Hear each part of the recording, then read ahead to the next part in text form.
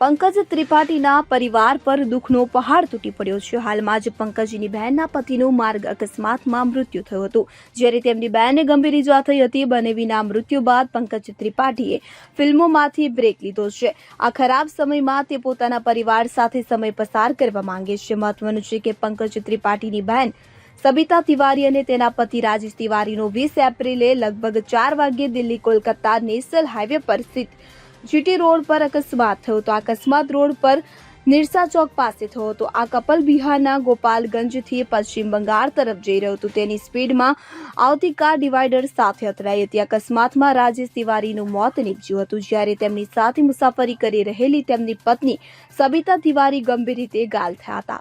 સબિતાને હોસ્પિટલમાં દાખલ કરવામાં આવ્યા હતા. Bureau report CN24 news. હવે જુઓ દેશ દુનિયાની તમામ ખબરો તમારી આંગળીના ટેરવે. ઉઠાવો મોબાઈલ અને Google Play Store પરથી ડાઉનલોડ કરો અમારી CN24 ન્યૂઝ મોબાઈલ એપ.